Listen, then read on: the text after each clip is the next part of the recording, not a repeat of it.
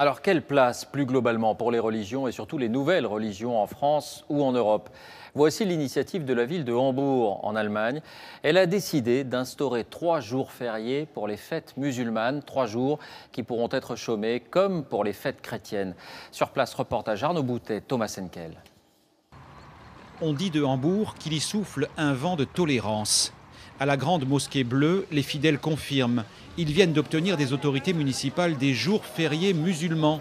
Une première en Allemagne, un accord historique après 5 ans de négociations. C'est un signe important. La mairie nous a dit, vous les musulmans, vous faites partie de la ville. Cela va favoriser la compréhension des deux côtés, je crois. Les 130 000 musulmans de la cité portuaire pourront s'absenter 3 jours par an afin de célébrer une fête islamique. Dans cette mosquée, la plupart des visiteurs non musulmans s'en félicitent. Comment l'Allemagne peut-elle bénéficier de la culture musulmane? Pour moi, c'est ça la question. Il faut arrêter de jouer à se faire peur, comme le font certains. Cela va encourager la tolérance et faire taire les conservateurs qui refusent tout changement. Ce sont eux les plus agressifs, mais il y en a peu. Quelques musulmans et quelques chrétiens tout au plus. Et pour favoriser le dialogue, l'État contrôle depuis peu les cours de religion musulmane.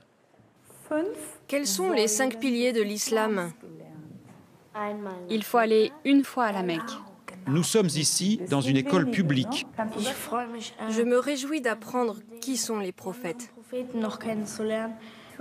Moi, j'apprends l'écriture arabe et je vais pouvoir lire le Coran. Le professeur et les élèves sont musulmans. Cet enseignement de la foi demeure facultatif.